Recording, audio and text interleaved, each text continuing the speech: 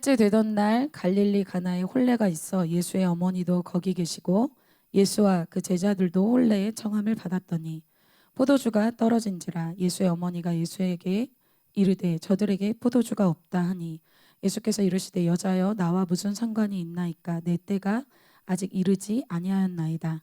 그의 어머니가 하인들에게 이르되 너에게 무슨 말씀을 하시든지 그대로 하라 하니라.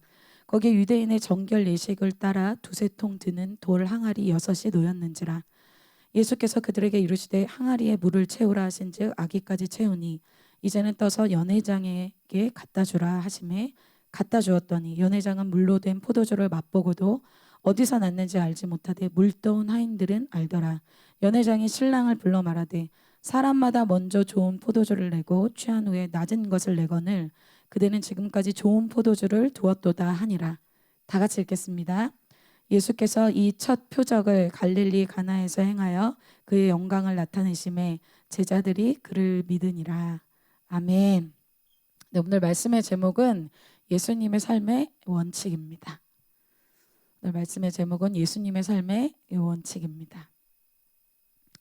주님이 좀 인도를 해주신다면 저희가 오늘 요한복음 2장을 시작했는데 요한복음 얼마나 될지 모르겠지만 요한복음 말씀 좀 시리즈로 계속해서 예수님의 어떤 제자 훈련 또 예수님의 삶의 어떤 원칙들 이것들을 이번 주부터 좀 보고자 합니다. 그 첫 시작이 오늘 요한복음 2장 말씀입니다. 오늘 여러분들이 잘 아는 말씀이지만 다른 시각에서 좀 오늘 말씀을 좀 보고자 합니다. 오늘 예수님이 제자들을 부르시고 또 예수님이 제자들을 부르셔서 이 공생의 이 콜트를 시작하시고 일으키신 첫 기적의 내용이 오늘 이 내용입니다. 그래서 결론적으로 이 기적, 이 가나안의 혼례잔치에서 일어난 물로 포도주를 만든 이 기적은 예수님이 제자들을 위해서 주신 것입니다. 예수님이 제자들에게 예수님의 삶의 어떤 원칙들, 특별히 예수님의 어떤 타이밍, 때와 예수님의 삶의 어떤 방법들을 실제로 보여주시고 그들에게 실제 이제 그들의 삶에 이러한 기적의 일들이 어떻게 일어날지에 대한 그 원리와 원칙을 예수님이 직접 보여주시기 시작한 것이 오늘 내용입니다. 그래서 이것은 이 제자들뿐만 아니라 예수님의 제자로 사는 우리에게 예수님이 이렇게 사셨기 때문에 예수님의 삶의 원칙대로 우리가 살면 우리에게도 이러한 기적들이 일어날 것을 주님이 약속해 주시고 계신 것입니다. 그래서 이것은 이번 사건뿐 아니라 제자들과 함께 있는 동안에 예수님이 3년 반 동안 이 제자들에게 반복적으로 훈련하시고 반복적으로 가르쳐 주신 핵심 코어와 같은 그런 원리와 원칙입니다. 그래서 이것이 우리의 삶에 녹아들고 우리의 삶에 실제 열매로 맺혀지게 될 줄 믿습니다. 성경에서 우리의 인생이 화살처럼 정말 빠르게 지나간다고 얘기하고 있어요. 시편 90편 10절에 이렇게 얘기합니다. 우리의 연수가 70이요 강건하면 80이라도 그 연수의 자랑은 수고와 슬픔뿐이요 신속히 가니 우리가 날아가나이다. 날아간대요. 우리의 삶이 빠르게 화살로 샥 날아가듯이 날아간대요. 고민하고 방황하고 또 연습 삼아서 살 시간 여러분 없습니다.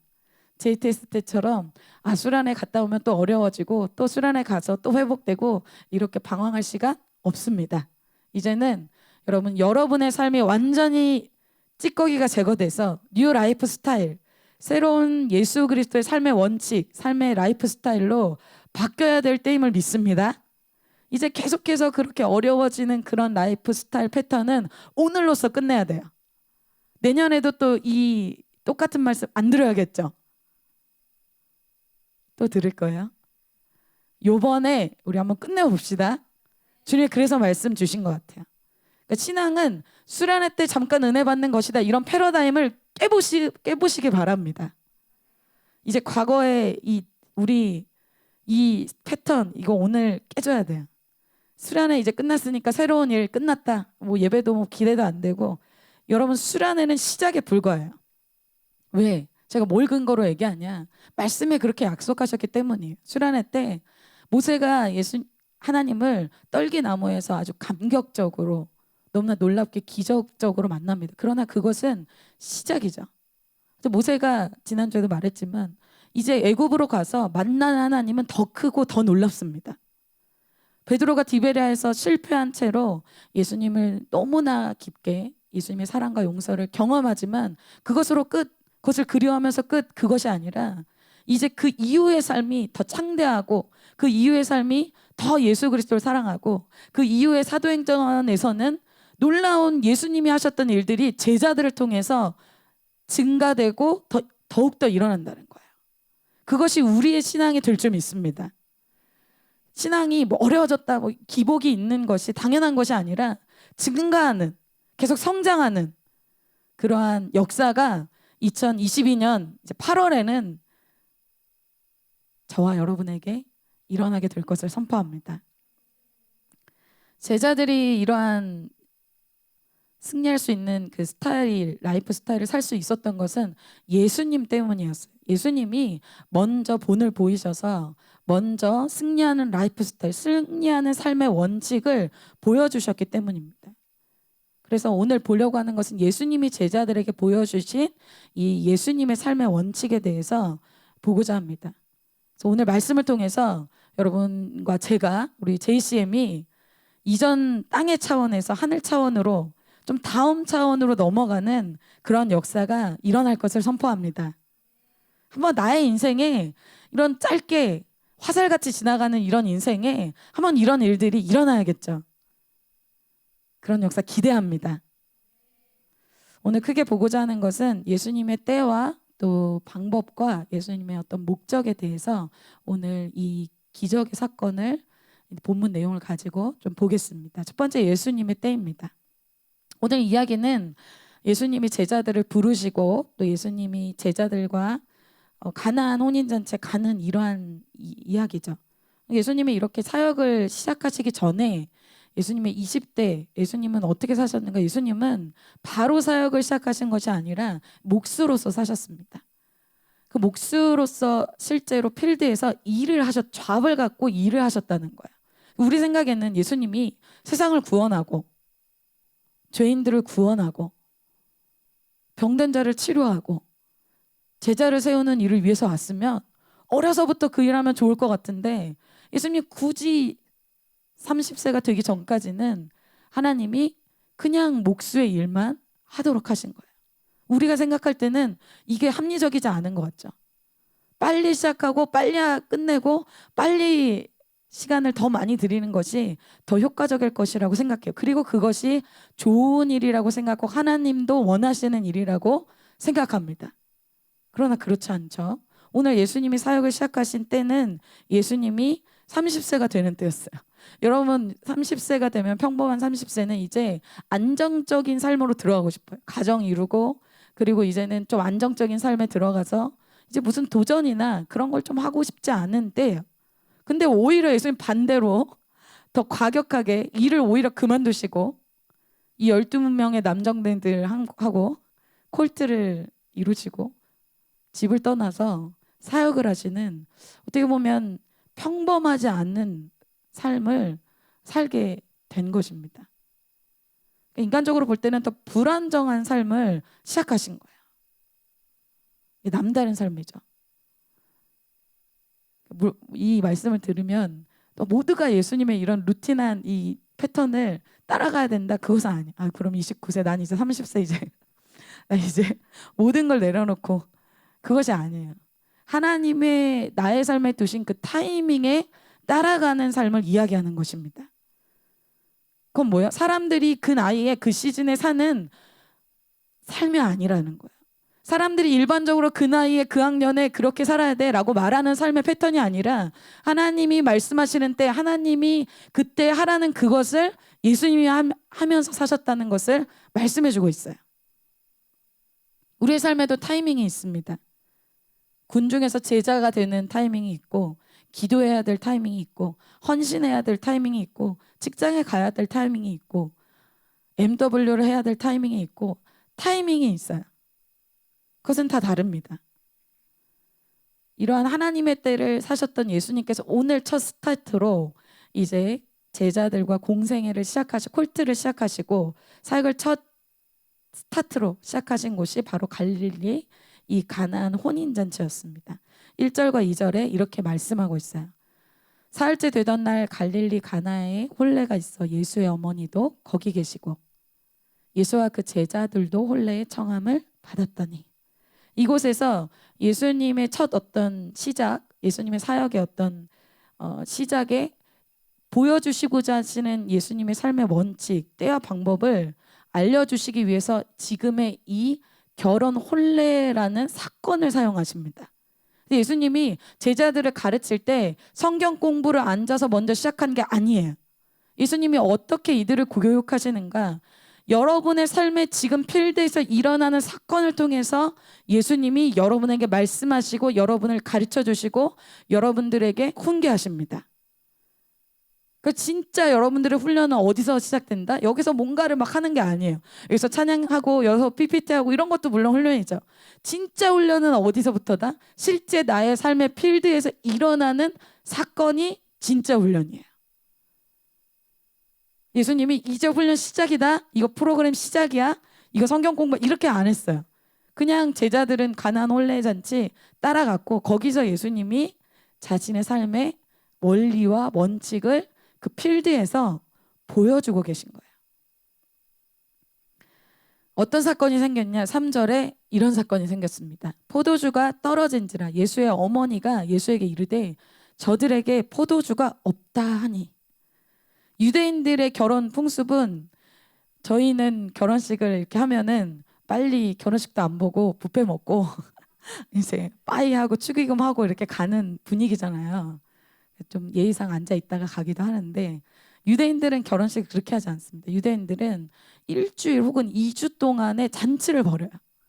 그래서 먹을 것이 많이 필요하겠죠. 그래서 많은 이 음식들을 이 주인이 준비를 합니다.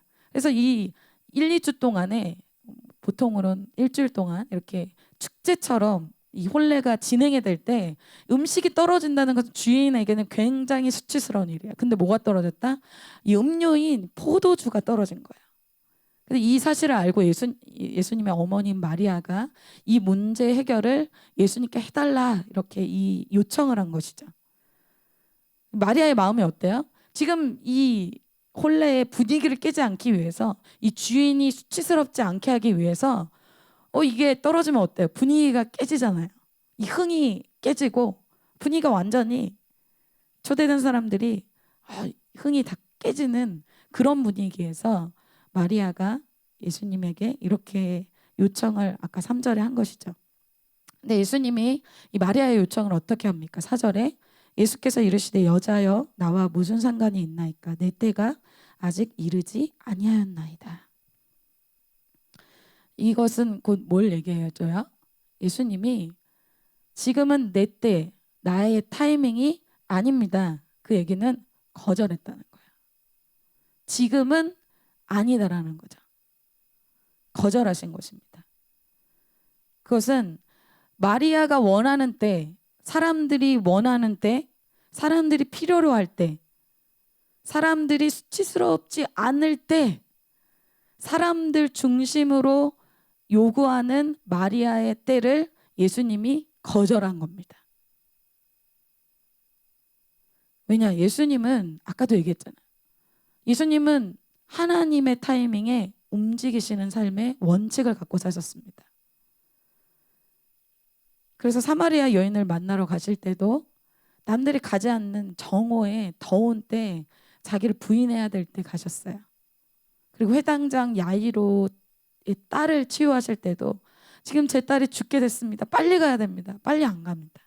혈루증 걸린 여인 다 치료하고 간증까지 듣고 늦게 갑니다.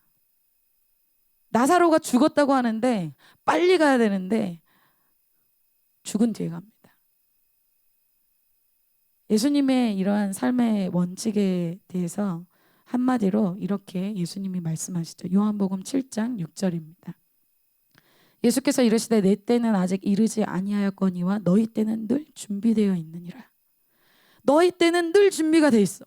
너희가 원할 때, 사람들이 원할 때, 사람들이 요구할 때, 대세가 그럴 때 너희는 그렇게 하지 않냐? 언제든지 할 수 있지 않냐? 그런데 내 때는 그렇지 않다.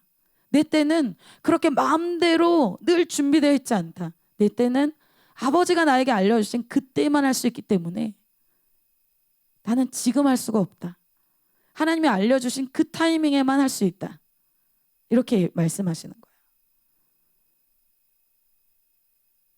그래서 예수님은 아버지인 이 요셉이 이제 성인이 되기 전에 죽은 것으로 이렇게 봅니다. 성경에서. 가장으로서 삶을 사셨죠. 지금 이제 목수일도 하지 않고 어떻게 보면 마리아의 이 자기 어머니인 마리아의 요청을 인간적으로 생각할 때 들어줘야 될 것 같아요. 마리아 근처에서 마리아를 잘 돌볼 수 있는 상황도 아닌데 오히려 마리아의 이 요청을 들어줘야 될 것 같죠. 뭐 지금 예수님 마리아의 요청을 거절하면 예상이 되죠. 마리아와의 관계가 어색해지겠죠. 그런데 이것이 부딪힐 때가 있습니다.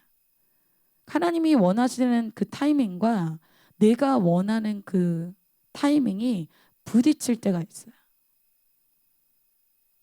이런 상황이 가장 힘든 사람이 어떤 사람일까요? 사람의 필요에 민감한 사람. 사람에게 싫은 소리 못하는 사람. 사람들의 평가가 너무나 중요한 사람. 그런 사람은 힘들겠죠.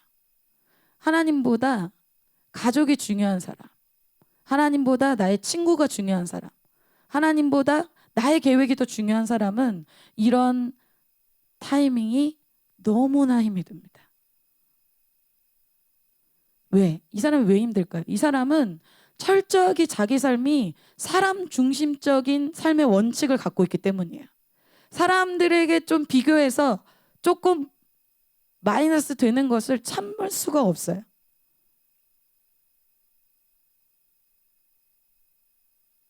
그래서 이 사람의 삶의 선택은 사람에게는 절대성이 있는데 하나님에게는 절대성이 없습니다. 사람이 요청할 때 들어주고 사람들에게 싫은 소리 안 하고 거절 안 하고 대세의 흐름에 따라가면 어떨까요? 갈등도 없고 사람에게 칭찬 많이 받습니다. 사람에게 민감한 사람은 좋은 평가를 받을 수밖에 없죠. 사람에게 맞춰 살기 때문에. 그러나 예수님은 이 사람들을 섬기러 이 땅에 오셨지만 결코 사람의 종으로 사시진 않았습니다. 그리고 예수님도 제자들을 부르신 이유가 뭐예요? 사람들을 섬기고 사람들을 돕기 위해서 부르셨죠. 그러나 제자들도 사람의 종으로 살지 않기를 예수님이 원하셨습니다. 그래서 예수님은 하나님의 때에 따라서 움직이는 것을 제자들에게 보여주시는 것이죠. 갈라디아서 1장 10절입니다. 다 같이 한번 읽어보겠습니다. 시작. 사람의 기쁨이 아니라 하나님의 기쁨이 되시기를 축복합니다. 예수님은 마리아가 요구하는 때가 아니라 하나님이 하라는 그때에 오늘 포도주를 만들기 시작하십니다. 두 번째로 예수님이 어떤 방법으로 포도주를 만드는지에 대해서 예수님의 방법에 대해서 제자들에게 보여주십니다. 포도주를 어디서 구해올 수 없는 상황이에요. 포도주는 포도주를 만들기 위해서는 포도로 된 이 술이 발효되기 위해서는 최소 3일이 걸린다고 해요. 그것을 뭐 다듬고 즙을 짜고 발효되고 이런 최소한의 기간이 3일이라고 합니다. 근데 지금 당장 이 문제를 해결할 수가 없어요. 예수님이 오늘 기적을 일으키시죠. 그런데 이 기적이 아까 말씀드린 대로 예수님 첫 공생의 첫 스타트, 첫 기적입니다. 그래서 기적을 여러분 처음 기적인데 이 기적을 이 연애, 피로연 이 중간에 서서 예수님이 바로 일으키면 이 파장이 엄청날 거잖아요. 근데 예수님이 신기하게도 오늘 그런 방법으로 일하시지 않습니다. 그 연회장 중간에서 예수님이 물이 포도주로 되는 걸 사람들에게 만방에 보여주면서 그런 방법으로 안 하신다는 거예요. 이 기적은 몇 소수의 사람들을 통해서 하셨습니다. 누구? 예수님, 마리아, 제자들, 종들, 이 몇 명만 있는 곳에서 이 기적을 행하셨다는 거예요. 이유가 있겠죠. 우리가 생각할 땐 예수님의 이 기적을 많은 사람들이 보고 체험하면 좋을 것 같잖아요. 많은 사람들이 이거 보면 예수님이 다 인정하고 좋아할 것 같잖아요. 근데 예수님이 오늘 이것을 할 때 사람을 구분을 하십니다. 예수님이 이러한 원칙으로 주님의 일을 하셨어요. 좋은 일이라고 해서 다 참여하게 하지 않습니다.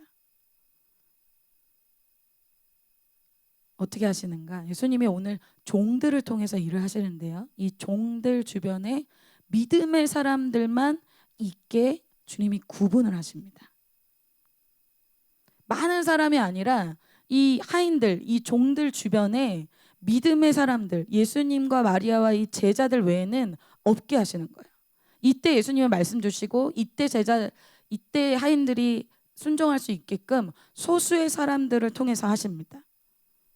이것은 뭘 얘기하냐? 우리의 신앙도 마찬가지예요. 우리 주변에 누가 있느냐, 누가 어떤 말을 하느냐, 이것이 매우 중요합니다. 내 주변에 어떤 사람이 있고 어떤 사람이 어떤 말을 하느냐, 이것이 여러분의 신앙의 승패를 좌우한다는 거예요. 여러분 이거 이론으로 잘 알고 있죠? 근데 여러분의 실제 삶에 이것이 적용이 되시기를 축복합니다. 그래 뭐 믿음의 사람 중요해. 그것이 아니라 여러분의 실제 삶에 믿음의 사람이 아닌 것들을 오늘 필터링 하셔야 돼요. 첫 번째, 믿음을 돕는 마리아입니다. 마리아는 자신의 때를 내려놨어요. 예수님이 거절하시자 예수님의 때를, 하나님의 때를 아멘으로 순종했죠. 그리고 오늘 마리아는 예수님과 종들 사이에서 예수님과 또 이 하인들, 예수님이 이 하인들을 통해서 기적을 일으키시는데 이 하인들을 어떻게 돕느냐? 인간적으로 도운 것이 아니라 믿음의 말로 영적으로 돕습니다.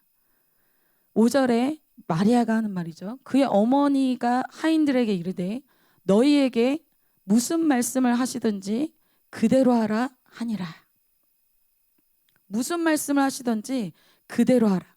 너희가 이해되는 말씀이든 이해되지 않는 말씀이든 어떻게 하라? 그대로 하라. 너의 이성이, 너의 계획이, 너의 판단이, 대세의 흐름이, 사람들의 말이 그것과 반대될지라도, 이해가 되지 않을지라도, 너의 감정에 따라주지 않을지라도 어떻게 하라? 그대로 하라. 왜?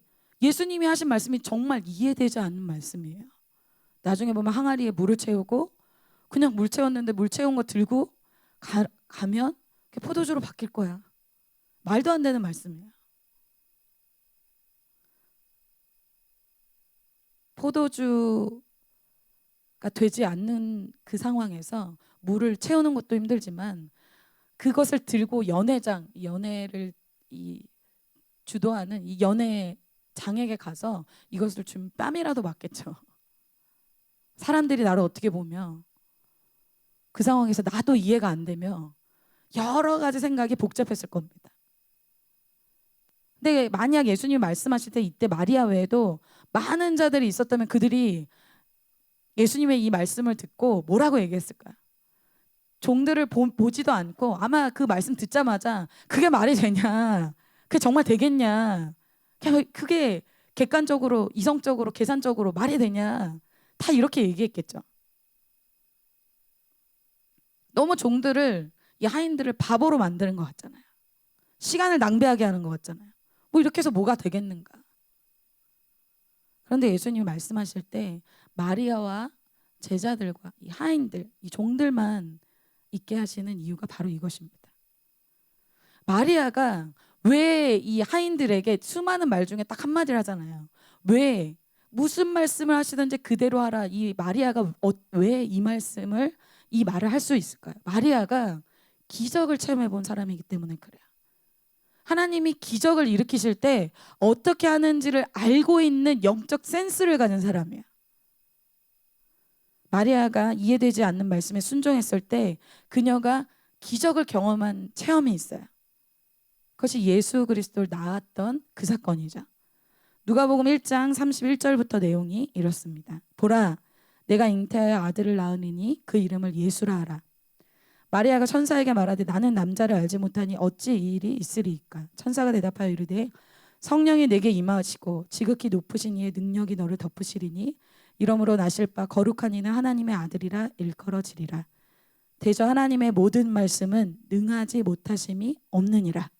마리아가 이르되 주의 여종이오니 말씀대로 내게 이루어지이다 하매 천사가 떠나가니라. 지금 마리아에게 약혼한 요셉이 있는데 아직 결혼을 안 했는데 너가 잉태하게 될 거다. 이 얘기를 듣자마자 어떤 생각이 들어요? 가족들이 나를 오해할 것. 이 약혼한 요셉에게 비난받을 것. 그리고 이 당시에는 혹시나 간음을 한 흔적이 있다면 스토닝, 이 돌로 쳐서 죽이는 그런 관습이 있었습니다. 이 사건은 가벼운 사건이 아니에요. 이 말씀에 순종한다는 것은 마리아에게서 생명을, 자신의 미래를 던지는 일이에요. 굉장히 무거운 말씀입니다.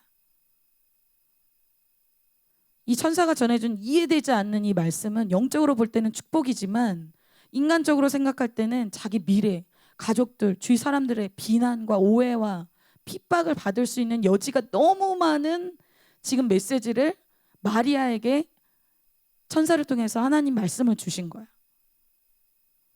이때 마리아를 통해서 이 주시는 하나님의 예언적인 이 말씀은 메시아를 낳는다는 굉장한 축복이고 굉장한 하나님의 역사적인 기적적인 일이지만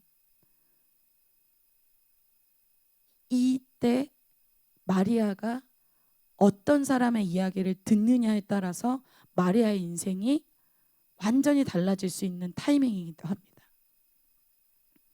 이때 마리아 주위에 어떤 멘토가 붙느냐, 마리아가 누굴 찾아가느냐, 마리아가 혼란스러울 때 누굴 찾아가서 누구의 얘기를 듣습니까? 자기 어머니, 자기 인간적인 친구, 자기의 가까운 사람이 아니라 멀리 있는 이 나사렛에서 멀리 유대 땅까지 가려면 걸어서 이 여자가 5일이나 걸어서 걸어가야 되는 거기에 누굴 만나? 엘리사벳을 만나러 마리아가 출발하죠.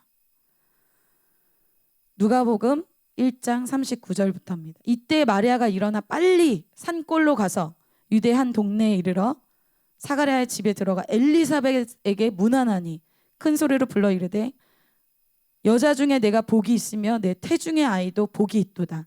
주께서 하신 말씀이 반드시 이루어지리라고 믿은 그 여자에게 복이 있도다. 여러분 이것을 여러분 리더분들은 잘 아시는 말씀이지만 그것을 영맥이라고 합니다. 스피리추얼 라인. 나의 영적 상태에 따라서 만나는 사람이 있다는 거야. 이 마리아가 성령으로 충만했을 때 누굴 찾아가느냐? 성령으로 충만한 엘리사벳에게 갈 때, 엘리사벳에게 갈 때는 사실 마리아의 마음은 그래도 불안한 마음이 있겠죠. 두려운 마음이 있겠죠. 사람들의 비난이 너무나 두렵고 자기 인생의 미래가 어떻게 될까 너무나 두려운 순간입니다. 그때 지금 마리아의 인생에 대해서 엘리사벳이 이 부정적인 생각, 이 사단이 주는 어둠의 마음들, 어둠의 생각들, 어둠의 감정들을 엘리사벳을 만나면서 엘리사벳과 몇 마디만 딱 했을 때 이 어둠의 세력이 결박을 당하고 끊어지게 돼요. 왜? 엘리사벳이 뭐라고 얘기합니까? 너의 인생이 복이 있는 인생이다. 너의 인생이 하나님의 말씀을 이루는 놀라운 인생이다. 이렇게 그녀의 인생에 대해서 하나님의 눈으로, 하나님의 관점으로 그녀의 인생을 평가해 주는 것입니다. 반대 경우 어때요? 인간적인 사람들 만나면, 인간적인 가족들 만나면 어떡해? 이러다 망한다.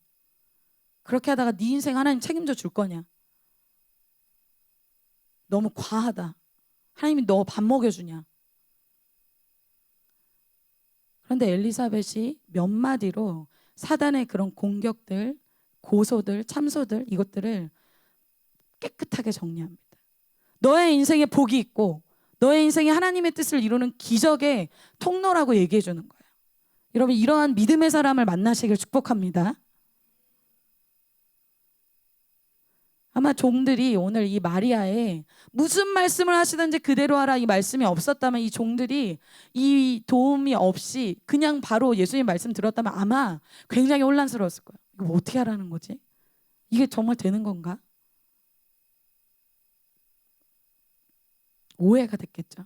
이해가 안 됐겠죠. 이들에게 좋은 후원 세력, 믿음의 사람이 있었기 때문에 이들이 기적의 통로로 쓰임받을 수 있었습니다.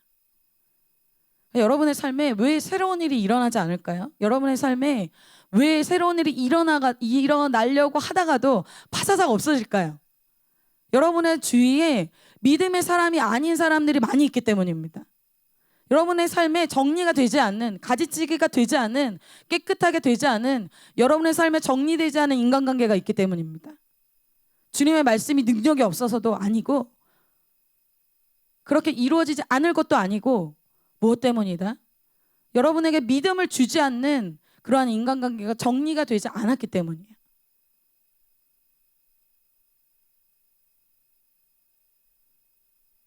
그래서 여러분의 주위에 여러분의 영맥, 여러분들의 좋은 후원 세력, 이러한 믿음의 사람으로 바꾸시기를 축복합니다. 정말 중요합니다.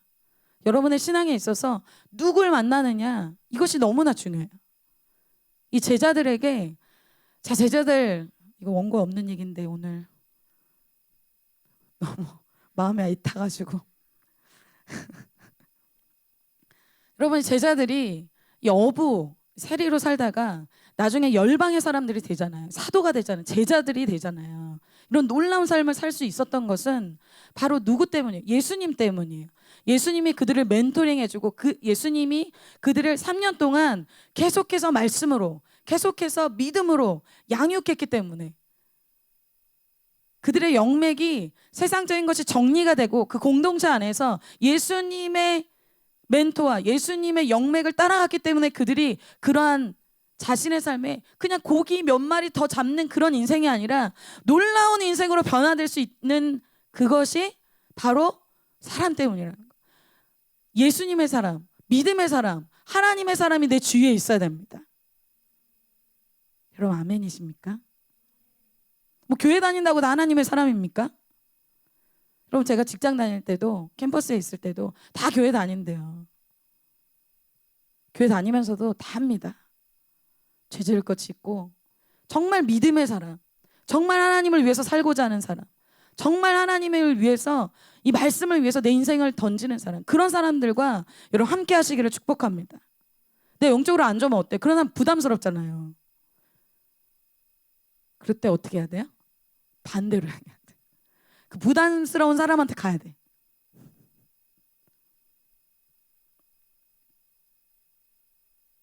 여러분의 목자와 여러분들의 학생 리더, 여러분들의 부담스러운 학사님들에게 가시기를 축복합니다. 안 갈 것 같은데 또 뭐 해야 되나?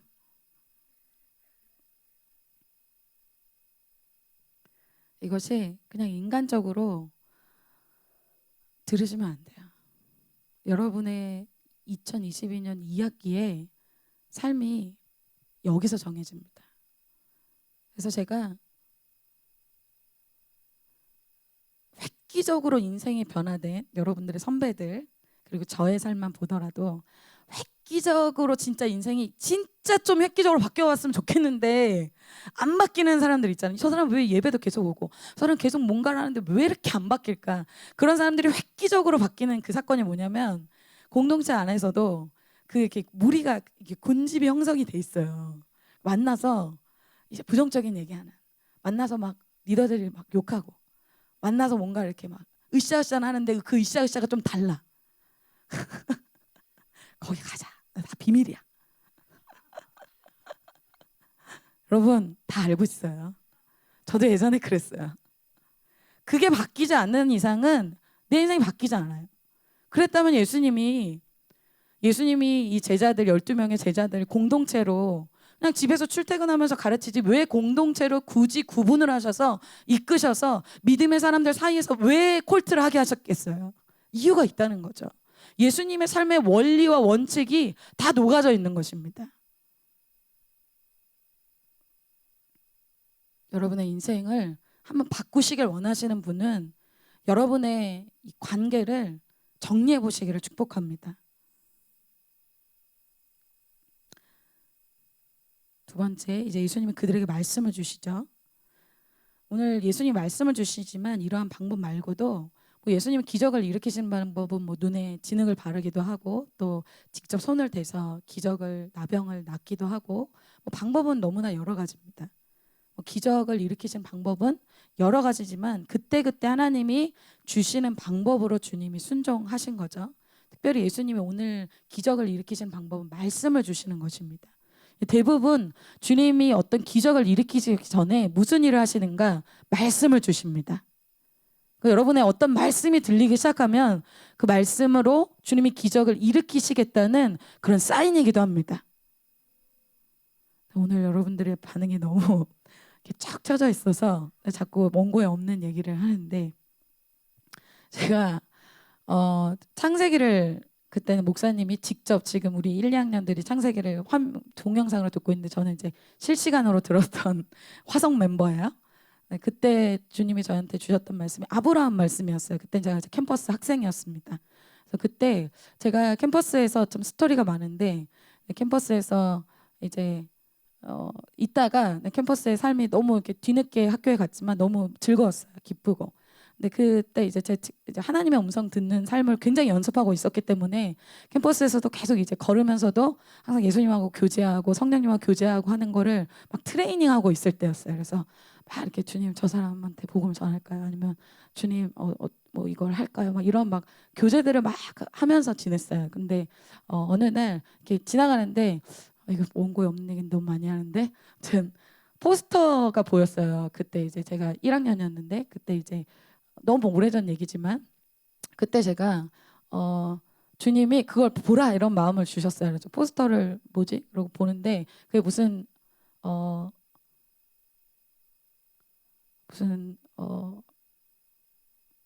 뭐라고 하지 여러분 말로? 공모전. 뭐라고요? 아니 뭐라고 다른 얘기를 했는데 공모전이었어요. 그래서 공모전 얘기를, 공모전 포스터를 보고 이걸 왜 보라고 하시는 거지? 그래서 봤는데 제가 제 음성에 하나님이 너가 이걸 공모전을 이렇게 트라이하면 도전하면 은상을 받게 될 거야. 그런 마음을 주시는 거예요. 그래서 내가 뭐야?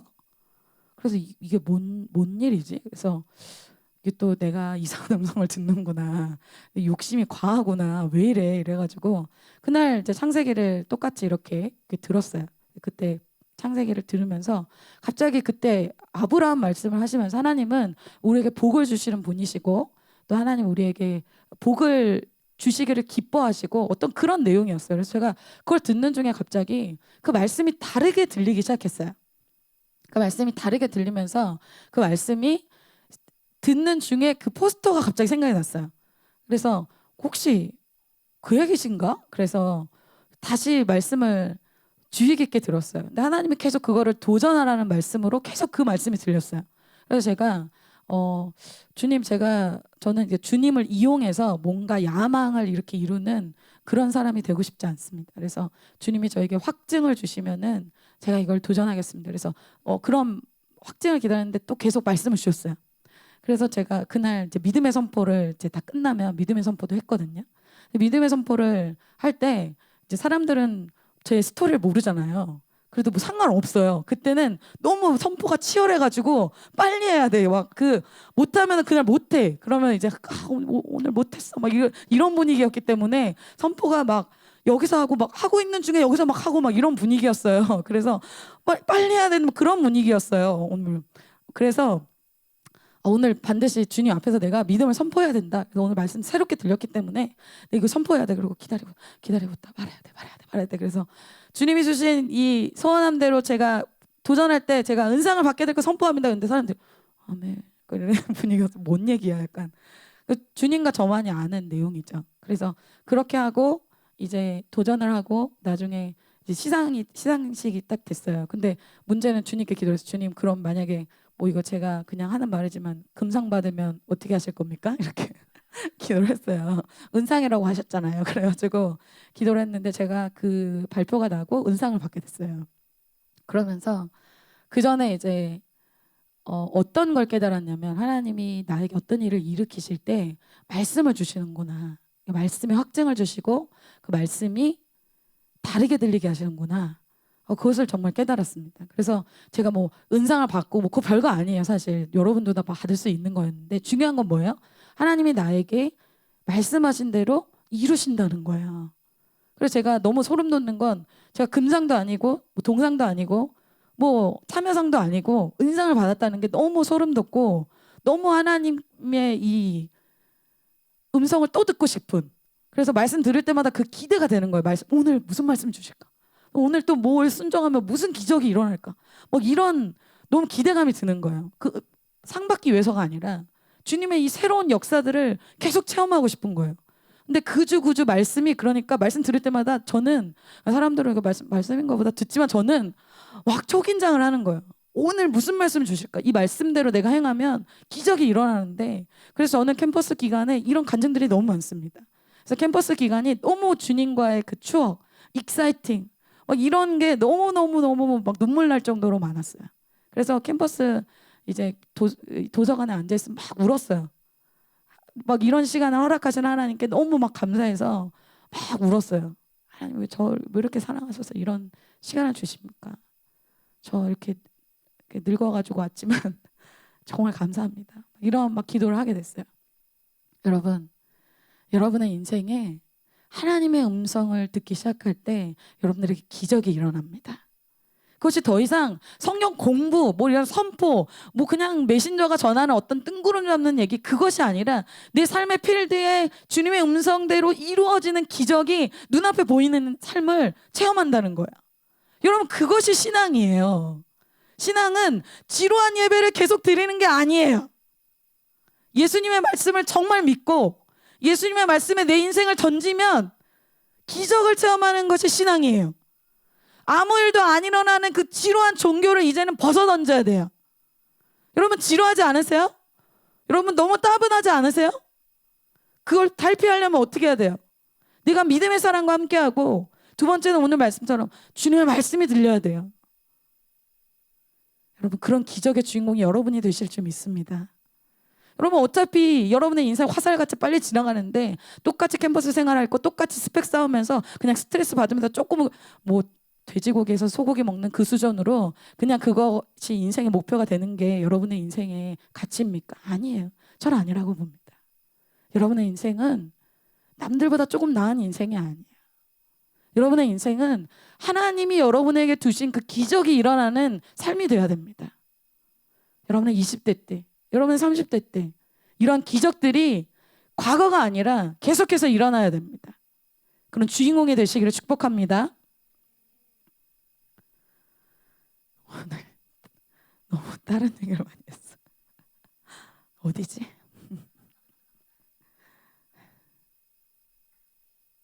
네. 오늘 예수님은 기적을 일으키는데 기적을 충분히 혼자 일으키실 수 있는 분임에도 예수님은 오늘 이 종들과 같이 기적을 일으키세요. 왜? 예수님이 사람을 통해 일하기를 기뻐하십니다. 여러분의 캠퍼스에 여러분의 가족에게 기적을 일으키길 원하실 때 사람을 찾고 있으세요. 6절 7절에 이렇게 말씀합니다. 거기에 유대인의 정결 예식을 따라 두세 통 드는 돌 항아리 6이 놓였는지라. 예수께서 그들에게 이르시되 항아리에 물을 채우라 하신즉 아기까지 채우니. 오늘 말씀을 주시는데 예수님 말씀 너무 간단해요. 어떻게 보면 항아리에 물 채워, 그리고 그거 다 채우면 들고 연회장에 갖다 줘. 이 두 말씀이에요. 이 얘기는 뭐예요? 예수님은 두 말씀이면 기적 그냥 일으키실 수 있는 분이에요. 즉 오늘 여러분 선포되는 말씀 중에 여러분들이 주님의 말씀을 듣고 행할 때 기적이 일어나는데, 그것은 예수님 편에서는 두 말씀이면 되고 예수님 편에서는 준비가 다 되어 있어요. 다만 이 말씀에 순종할 사람이 필요하다는 거예요. 지금도 주님은 예수님의 기적을 일으킬 사람을 찾고 계십니다. 한번 나의 생각과 감정과 나의 계획과 이런 것들을 꺾어서 한번 나의 인생을 그 말씀에 던져볼 사람, 그 사람을 예수님이 찾고 있다는 거예요. 그 사람이 누굽니까? 오늘 말씀을 순종하는 이 하인들이에요. 오늘 예수님의 첫 사역에 쓰임받는 사람들은 제자들도, 그 결혼식의 중요한 인물들도, 종교 지도자들도 아니라 예수님의 이 첫 사역에 사용받는 사람들은 어떻게 보면 의외의 인물, 무명의 인물, 정말 이 사람이라고 생각할 수 없는 사람이 뽑히죠. 세상적으로 보면 가장 초라하고 그 연회장에서 가장 이름 없고 허드렛 일을 하는 하인들입니다. 6절에 유대인의 정결례식을 따라 두세 통 드는 돌 항아리 6이 놓였다고 얘기했어요.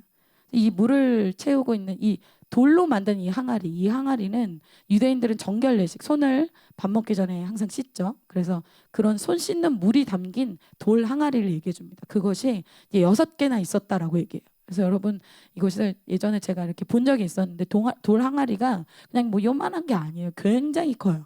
그것이 6개나 있어요. 이게 어마어마한 양의 포도주를 만들 수 있는 양이라는 것을 기록하고 있는 거예요. 우리는 뭐 정결 예식을 따라 두세 통 드는 도라랑한 6, 이게 뭐야? 이렇게 할 수 있는데 유대인들은 들으면 딱 알아요. 이거 굉장한 양인데? 이거 작은 양이 아닌데? 뭐 이렇게 해서 뭐 포도주 뭐 조금 드세요. 뭐 와인병 몇 병 이런 게 아니에요. 어마어마한 양을 얘기해 주고 있어요. 그런데 중요한 건 뭘까요? 포도주를 만들 수 있는 어마어마한 이 항아리 속에 예수님이 얼마만큼 채우라고는 말씀 안 하세요. 그 얘기는 즉슨 뭐예요? 이 항아리가 클지라도 이것을 얼마만큼 채울지는 내가 결정하는 거예요. 하인들이 결정합니다. 다른 의미로 보면 이야기는 뭘까요? 예수님은 큰 기적을 일으킬 수 있어요. 많은 기적을 일으킬 수 있어요. 그런데 그 분량은 하인들이 물을 채우는 그 양만큼만 일어난다는 거예요. 즉 하인들이 채우는 이 순종의 물의 양이 곧 이 포도주의 양이 되고 기적의 양이 됩니다. 그런데 이 종들이 얼마나 채워요? 7절에 다 같이 한번 읽어볼까요? 이것은 아니고 다음 절 시작. 예수께서 그들에게 이르시되 항아리에 물을 채우라 하신즉 아기까지 채우니. 아멘. 아기까지 채울 때까지 이들이 순종의 분량을 아기까지 채웠어요. 그런데 여러분, 아기까지 채울 때까지 이들 안에 무슨 영적 전쟁이 벌어질까요? 생각 속의 영적 전쟁이 엄청나게 일어나겠죠. 그리고 나중에 채우고 나서 연회장에게 가져가는 그 순간까지도 치열한 생각의 영적 전쟁이 일어날 겁니다. 이거 될까? 이렇게 하는 시간이 무의미하지 않을까? 정말 될까? 정말 여러분 기도할 때 그런 생각, 정말 내 인생 주님이 책임져 줄까? 정말 기적이 일어날까? 정말 치유가 임할까? 물을 채우면서 있긴 있는데 바보 같아 보이고 또 왠지 마리아랑 예수님이랑 나를 속이는 건 아닐까? 이들이 순종의 여정 속에서 아기까지 채울 수 있었다는 것은 어떤 승리를 얘기해 줍니까? 이들의 생각의 영적 전투에서 이들이 이겼다는 것을 이야기하는 거예요. 아기까지 채울 때까지 그들 안에 들어와 있는 부정적인 생각, 이렇게까지 해야 되는가? 이렇게 하지 않으면 안 될까? 라는 많은 인간적인 생각과 부정적인 생각과 이런 생각들을 이들이 이겨서 승리해서 아기까지 채울 수 있었다는 겁니다. 계산하고 이성대로 하고 논리대로 따졌다면 절대 일어날 수 없는 기적이 이들에게 일어납니다. 그게 자기 한계 안에 갇혀 사는 인생이에요.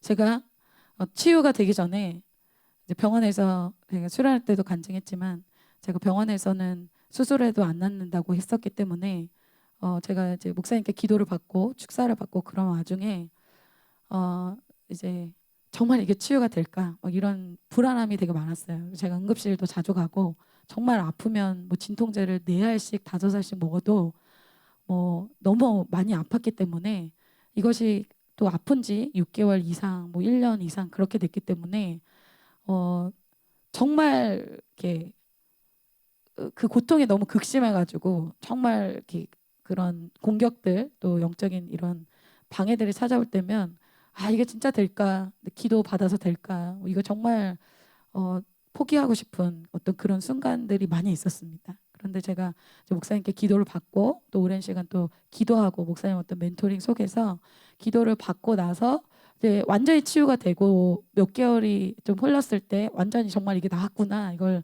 알게 됐을 때 정말 이 생각의 전투에서 정말 전쟁이 많았다는 것을 좀 돌아보게 됐어요. 그래서 어떤 나에게 어떤 그 전에 자연계에서 일어날 수 없는 일, 의학계에서 나에게 말한 어떤 팩트들, 사실들 이것을 뛰어넘기 위해서 하나님 차원으로 기적이라는 것을 일으키기 위해서는 이 땅 차원의 멘토, 이 땅 차원의 사람의 이야기를 들어서는 될 수가 없구나. 내가 하나님의 음성, 하나님의 말, 믿음의 사람들의 말을 들어야지만 이것이 다음 단계로 갈 수 있구나. 내 신앙이 항상 이해되는 차원에서 있었기 때문에 항상 그거는 뭐 간사님 생각이지, 목사님 생각이, 목사님이 그렇게 생각하는 거겠지. 항상 그 차원에 있었구나. 그것을 몸으로 깨닫게 되면서 내가 얼마나 하나님의 말씀과 믿음의 사람들의 말들을 정말 귀뚱으로 듣는가, 그것을 깨닫게 됐어요. 여러분, 오늘 말씀에서도 이 말씀을 얼마나 여러분들이 이것을 여러분이 하나님의 음성으로 듣겠습니까? 그런데 오늘 이 하인들은 아기까지 그걸 채웠어요.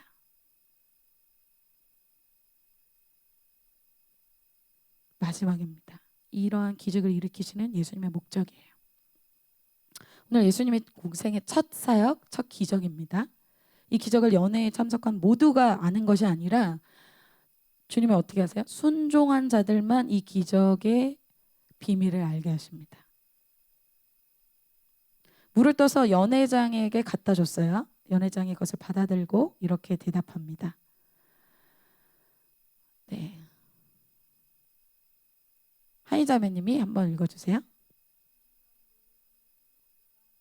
아멘. 네, 9절에 보면 연회장이 연회를 집도하는 이 연회장이 포도주를 맛보고 깜짝 놀라는 거예요. 이런 포도주가 어디서 났냐? 최상급 포도주가 나온 거예요. 근데 어디서 났는지 신랑을 불러서 얘기했는데 몰랐죠. 누구만 알까요? 물떠온 하인들만 알고 있었습니다. 그리고 또 아는 사람이 있죠. 예수님과 마리아와 제자들은 알았습니다. 예수 하나님의 때에 순종하고 하나님의 방법에 순종한 자들만이 그것을 아는 특권을 주십니다. 그것을 제자들에게 지금 교육시키고 알려주시고 계신 거예요. 많은 자들이 이렇게 말씀을 듣지만 많은 자들이 다 기적과 변화를 체험하는 것은 아닙니다. 제자의 갑질을, 요즘 제자의 우선순위 말씀이 막 선포되고 있죠. 다 제자로서 변화되고 다 변화돼서 구원받고 그런 것은 아닙니다. 청함받은 사람 많지만 택함받은 사람은 적습니다. 그들 중에 말씀대로 순종하는 사람만이 변화와 구원을 얻게 되는 것입니다. 여러분, 이것이 공평하지 않습니까? 값을 지불하는 자들, 나의 시간을 들여서, 나의 인생을 들여서 하나님의 말씀에 내 인생을 건 사람들에게 주님이 공평하게 갚아주시는 것입니다. 이러한 예수님의 기적의 역사, 놀라운 일, 이것을 아무에게나 주님이 알려주시지 않는다는 거예요.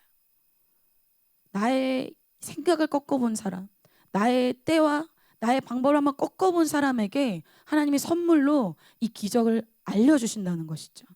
그래서 신앙은 결국은 어떻습니까? 공평합니다. 저 사람 저렇게 편하게 신앙하는데 저는 왜 그럴까요? 아니요. 하나님은 정확하게 공평하십니다. 순종하는 사람의 갑지불이 있죠. 자기를 부인하고 자기 십자가를 져야 되는 갑지불이 있습니다. 그러나 그 값을 지불하는 사람에게 더 풍성하게 채우시는 분이 하나님이 되십니다. 마태복음 13장 12절 이렇게 말씀하고 있습니다. 같이 한번 마지막으로 읽어볼까요? 시작. 무릇 있는 자는 받아 넉넉하게 되되 없는 자는 그 있는 것도 빼앗기리라. 무릇 있는 자는 뭐예요? 자기에게 주신 한마디의 말씀을 자기의 인생을 걸어서 순종하는 자들, 그래서 열매를 남긴 자들, 그래서 있게 된 자들, 무릇 있는 자에게는 넉넉하게 되는 거예요. 하나님이 이런 기적도 체험하게 하시고 변화도 체험하게 하시고 물이 포도주가 바뀌는 이런 것들을 체험하게 하시지만, 그러나 있는 자, 말씀을 줬지만 그것을 남기지 않는 자는 그것을 빼앗아서 남기는 자에게 준다는 거예요. 그게 공평하지 않겠어요, 여러분? 나는 헌신하고 저 사람은 헌신도 안 하는데 좋겠네. 주님은 정확하게 카운트하시는 분이십니다. 여러분, 주님이 갚아주시는 신실하신 분이라는 걸 믿으시기 바랍니다. 마지막으로 이 기적을 통해서 예수님이 최종적으로 얻고자 하는 목적이 뭐냐? 그것은 제자들이 예수님을 믿는 것입니다. 예수님의 첫 표적의 가장 큰 목적이 아까 얘기했죠. 제자들입니다. 제자들을 위해서 오늘 이 기적을 일으켜 주셨어요. 11절에 이렇게 얘기하고 있죠. 예수께서 이 첫 표적을 갈릴리 가나에서 행하여 그의 영광을 나타내심에 제자들이 그를 믿으니라. 그러니까 예수님의 이 사역의 목적, 예수님 삶의 원칙을 보여주시는 목적은 첫 시작부터 제자들 때문에 이것을 보여준 거예요. 제자 양육이에요. 계승의 역사. 그들이 어떠한 믿음을 갖고 있냐, 그들의 믿음이 잘하는가, 잘하고 있지 않은가, 이것이 예수님의 포커스라는 거예요. 예수님은 이 포커스지만 우리는 어때요? 포도주가 생기냐 안 생기냐, 이거 문제 해결되냐 안 해결되냐, 우리는 항상 이 포커스잖아요. 내 문제 지금 해결되냐 안 해결되냐. 예수님의 관심은 우리의 믿음에 관심이 있다는 거예요. 예수님을 우리가 얼마만큼 신뢰하느냐, 얼마만큼 믿느냐. 여러분, 예수님 얼마만큼 믿으세요? 11절에 이 첫 표적이라고 얘기했죠. 이 표적이란 말은 예수님을 메시아로 알리는 증표란 뜻이에요. 그래서 그 영광을 제자들에게 나타내셨다. 메시아라는 어떤 그 증표를 제자들에게 알려준 거예요. 이들이 무엇을 얻게 됩니까? 이것을 통해서 제자들이 예수님이, 내가 믿는 예수님이 하나님이 되시는구나. 내가 믿는 예수님이 하나님의 아들이 되시는구나. 나에게 지금 말씀하시는 분이 바로 하나님이 되시는구나. 나에게 말씀하시고 지금 약속하고 계신 분이 온 우주를 만드신 그분이시구나. 예수님의 때와 방법대로 살면 예수님이 기적을 일으키시는 그러한 놀라운 하나님이 되시는구나. 이거를 말씀해 주고 계신 것입니다. 그래서 내 평생을 따를 수 있는 분, 내 인생을 던져볼 만한 분, 그래서 예수님을 따를 가치가 충분히 있는 분, 그것을 첫 사역부터 알려주시는 것입니다.